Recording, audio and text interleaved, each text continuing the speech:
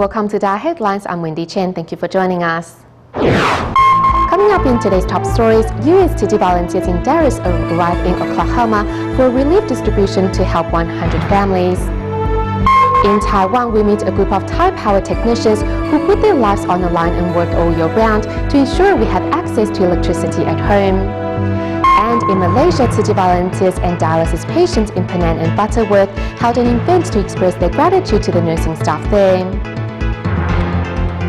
First up in the United States, as part of their tornado relief, city volunteers from Dallas reached in Moore in Oklahoma after driving for 3 hours. As one of the hardest hit areas, 13,000 houses were destroyed and 33,000 people were affected in the city. At the first round of distribution, volunteers distributed cash cards and blankets and helped a total of 100 families.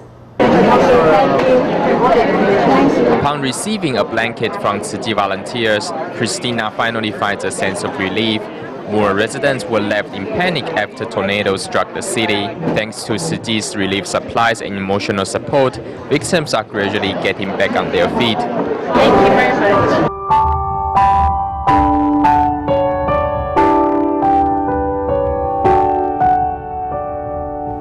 Located in the suburban area of Oklahoma, Moore is 320 kilometers north of Tzu Dallas chapter.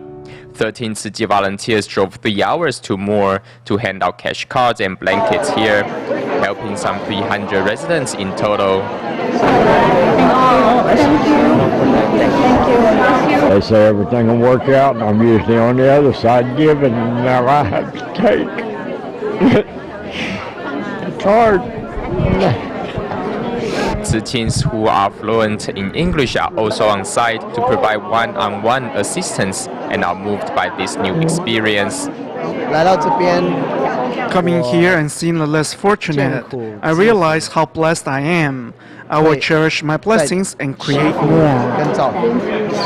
In light of the large-scale devastation caused by the tornadoes, Tzu volunteers plan to carry out a second round of aid distribution in hopes of helping more victims return to normalcy. In Taiwan, medical staff from Hualien, Guanshan, and Yuli Tzu hospitals joined Tzu volunteers in carrying out a free clinic at Tangbin Township, Taidong County. To make sure no one was left behind, team of doctors also made house calls to tend to immobile senior residents who lived nearby.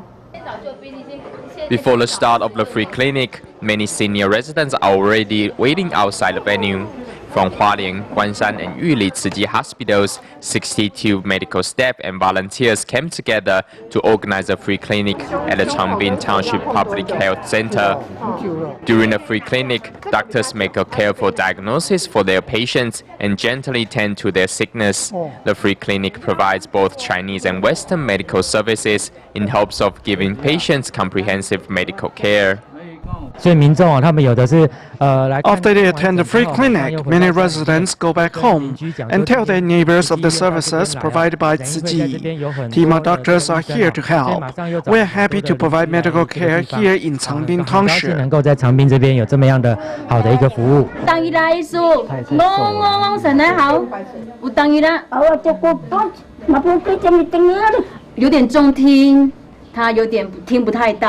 To tend to the seniors who cannot attend the free clinic, Tzu doctors make a special visit to Zhangyuan village. There they carefully diagnose seniors' health problems and thoughtfully instruct them on how to take their medicine. The free clinic, which lasted for some 6 hours, served 144 patients in total. Treating patients like family, team of doctors will continue their efforts in safeguarding the health of the residents on the East Coast. Yang Xiaodong is a Tzu care recipient in China, Xiamen. Due to contracting polio, Xiaodong curled himself up, hid in his room, and shut the world out. Eventually, he could no longer extend or flex his lower body. To help, volunteers arranged for Xiaodong to undergo joint reconstruction and replacement surgery at the Hualien Tzu Hospital in Taiwan. We now update you on Xiaodong's condition. Right, just put your palms together and chant the name of Guanyin Bodhisattva. See, they are here for you. Comforted by Tzu Chi volunteer's words, Yang Xiaodong from China's Xiamen undergoes surgery at Taiwan's Hualien Tzu Chi Hospital. In today's surgery, we hope that through joint reconstruction and replacement, he will first regain mobility, and second, his joints will be able to flex and extend normally. Anesthesia was performed without a hiccup. Before making the first incision, the surgical team first had to unfold and fasten Xiaodong's mangled body. They also adjusted the operation according to Xiaodong's condition. If we cause punctures on either side, excess bleeding might become a problem. Then blood transfusion will also be a problem. In the end, we decided to operate on one side first, one step at a time. 3 hours later, Xiaodong is wheeled out to the recovery room. It is obvious that his lower right limb can stand much better now. Dr. Chen quickly delivers the good news to Xiaodong's anxious mother. Depending on how long it takes for Xiaodong to recover, his next surgery on his lower left limb will be performed in 2 to 4 weeks. By then, his lower body will be able to stretch out normally. People nowadays cannot live without computers. However, long hours of computer use can lead to discomfort in the wrist, a condition known as the carpal tunnel syndrome. So remember to take frequent breaks from typing at the keyboard, exercise your wrist, and sit upright. We now tell you more about the condition and how to treat it. Working as an administration staff, Lin Yunchui will often type on her keyboard continuously for 2 to 3 hours at a time. Several years later, she noticed a discomfort in her wrists. My wrists would just be positioned like this. I don't move them and I don't take a break either. When I wake up in the morning, the numbness from my wrists would make me want to bang them against a wall to make sure they are there and reduce the numbing. The constant numbness and pain is most obvious and irritating when Miss Lin rides a scooter and has to accelerate by twisting the handle. Finally, she decided to seek a doctor's professional help. Now put the back of your hands together like so for a minute. Let me know if you feel numb. In just 15 seconds, Miss Lin already feels numbness in her right index finger. The doctor diagnosed that both of Miss Lin's median nerve are severely compressed, which is a classic symptom of carpal tunnel syndrome. Those who suffer carpal tunnel syndrome suffer from a compression of the median nerve in the wrist. So we have detected that nerve signals travel slower through here. Currently, the condition can be treated with electrotherapy and hot wax baths. Patients should also wear wrist braces when going to sleep at night to protect the nerves. Also, patients must adjust their posture when typing and learn to take breaks to properly protect their wrists. Taking these steps, symptoms should alleviate after 2 to 3 months of therapy.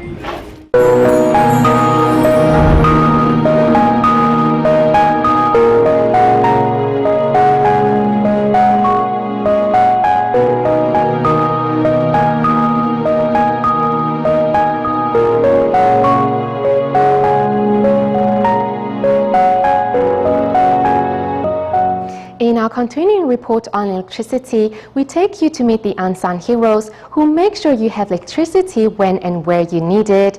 These are the maintenance staff of the electric towers and poles found in almost every corner of Taiwan, in a job that requires one to climb 3 stories in the air, sometimes under the worst of conditions. It is not a job for the faint-hearted, as our DaAi TV reporter quickly finds out.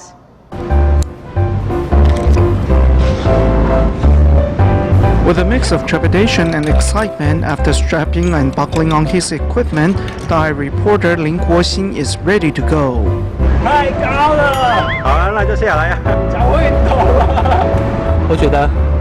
Climbing down, my legs were shaking. Actually, climbing down was harder than climbing up. My arms were also shaking. Our reporter, who only made it 1/3 of the way up the 22-meter high tower, sits back to watch how the pros do it.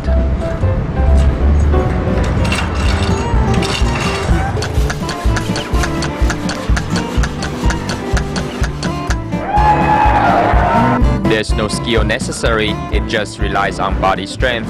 Being able to climb to the top of the tower in less than 30 seconds and overcoming the fear of heights are the most important requirements for trainees who go through a year of physical and technical training before beginning work in one of Taiwan's highest and most remote workplaces, the electric tower. There is a big distance to cover as the towers stretch from the power plant to the substation. We have to maintain that entire stretch. It is not a job for the faint-hearted, as regardless of rain or shine or even snow, the task of ensuring electricity continues to flow and that the towers are themselves rust-free must go on. It is a job that covers the most height and distance in Taiwan. Getting to the mountains, it usually takes an hour by car. Once there, we need to then climb up into the tower. When building a new tower, we often have to leave home for anywhere from 3 to 5 months. It is also a job that calls for a sharp eye and steady hands, as every piece must be in its proper place. Staff know that with 69,000 volts running through the tower, one misstep and death is assured. Also showing that they have the right stuff are the maintenance staff of the nation's thousands of electric poles. Carrying a bag of heavy equipment up 3 stories under the blazing sun is just another day at the office for these workers. They have to be always prepared for the unexpected. When there is heavy rain or a typhoon, everyone stays at home, but it's exactly those times we need to report for work and get to the areas that need repair. Our job is to get the power back on for residents as soon as possible. That is our responsibility. Electric towers and electric poles are the backbone of the nation's electric grid, and damage to even one can result in loss of power to a whole community. Working day and night are the unsung heroes that put their lives on the line daily to ensure that electricity is never farther than a switch away. Staying in Taiwan, city's Northern District recycling volunteers recently held an intensive training seminar at the Ciji Guandu grounds and Luzhou Jingsi Hall. In total, over 2,000 recycling volunteers participated. Here's more.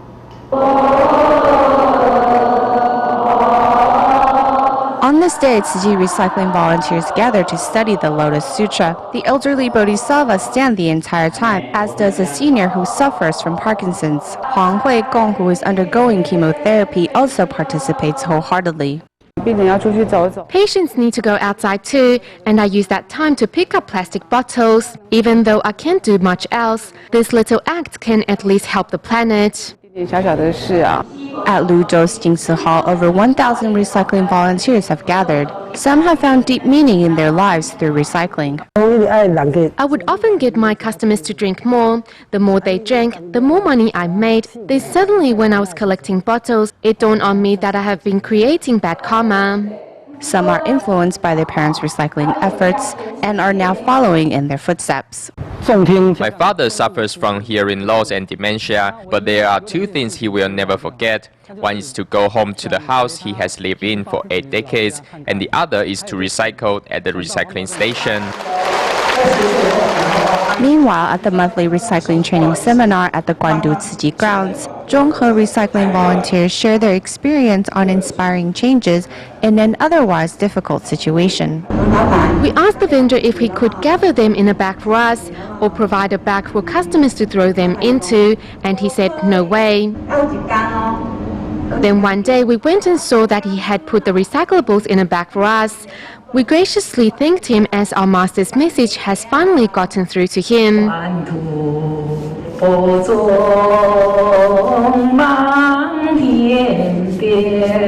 The clear voice of Lin Laixiang from Pingdong is an affirmation that recycling can be passed on to the next generation.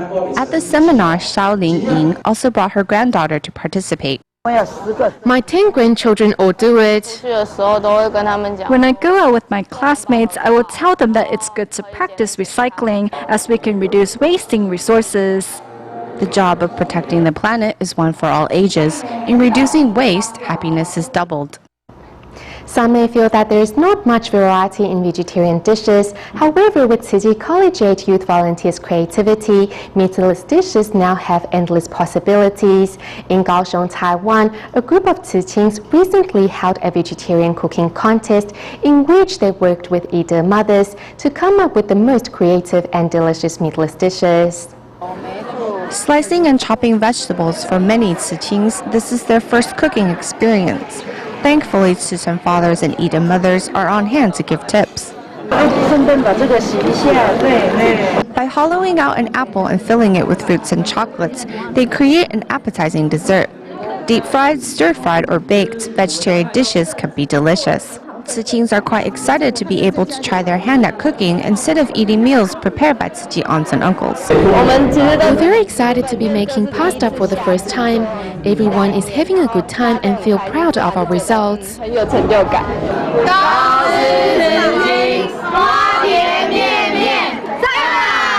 The youth volunteers find creative ways to motivate growth in one another. In previous activities, Tzu would help with performances while either mothers cooked. It's really a shame. In this activity, we hope to strengthen that bond with Tzu aunts and uncles. Through this activity, Tzu can take home vegetarian concepts to share with their family members, introducing a healthier lifestyle to all.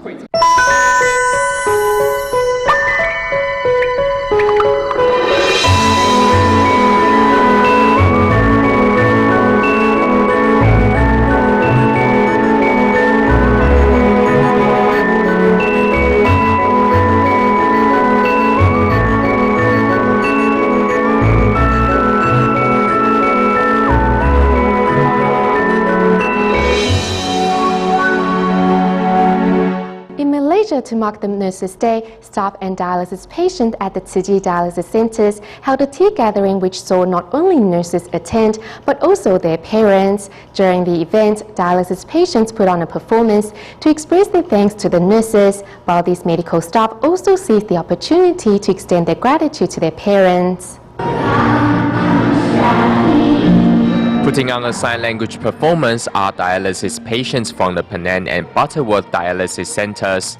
Today, they gather at the local Jinsi Hall and express their thanks to the nurses who have tended to them over the past year. Happy Nurses Day. What I want to share with you all is nurses are very the person who are really care the patient and also really take care about what we need and what we didn't need. Thank you, nurses, thank you Tzu and all the volunteers, thank you very much. At the tea gathering, the nurses also seized the opportunity to extend their gratitude to their parents. Among the nurses is Siri, who has worked hard to become a nurse. Seeing her daughter's commitment and success, Siri's mother is happy for her. I'm very happy because this is the first time my daughter has served me tea. I thank God for giving me a great daughter and blessing her to become a great nurse. I've never served tea to my mother at home, but I would pour some water for her. When I served her tea, I felt it helped improve our relationship. Nurses from different ethnic backgrounds join in a sign language performance to thank their parents' devotion over the years. As the day of celebration comes to an end, the nurses are ready to get back to work and to continue to safeguard the health of their patients. In China's Nanjing, the International Buddhist Cultural Items and Crafts Fair successfully concluded on May 26th. Throughout the fair, local Tzu volunteers and the counterparts from Taiwan showcased many books from Jinsi publications and held many vegetarian cooking demonstrations to encourage fairgoers to go meatless. This is the scene at the Nanjing International Buddhist Cultural Items and Crafts Fair in China. For 4 consecutive days, Tzu volunteers have been holding vegetarian cooking demonstrations to encourage more people to go meatless. Before I embraced vegetarianism, I always thought vegetarian food had less flavor. After becoming a volunteer, reading many vegetarian cooking books, and attending vegetarian cooking classes, I realized that a meatless diet is not only better for the planet, but also for our health. To encourage fairgoers to embrace vegetarianism, Tzu volunteer Liu Fu flew from Taiwan to China to volunteer at the fair. Many countries such as Taiwan, Japan, and China endure disasters frequently. Master Zhen Yan has been urging everyone to embrace vegetarianism as a way to safeguard our Mother Earth. Besides promoting the benefits of vegetarianism, Tzu Chi volunteers also showcase books from Jingsi publications to inspire members of the public to walk the Tzu Chi path. I hope to spread these books from Jingsi publications far and wide in China, and I hope the Master's Dharma can help those suffering spiritually in this country. I want to become a volunteer in Nanjing. I know my ability is limited, but with the collective power from individuals, we can do many things to help the needy. Through the fair, Tzu Chi volunteers have the chance to inspire fairgoers to walk the Tzu Chi path and encourage them to go meatless as a way to safeguard our Mother Earth.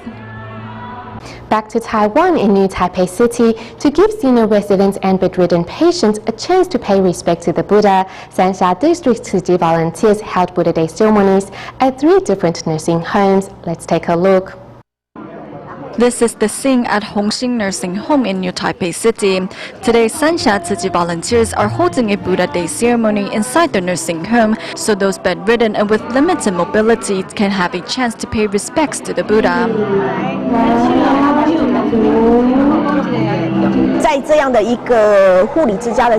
Through holding a Buddha Day ceremony inside our nursing home, we hope to inspire our senior residents to think good thoughts. Under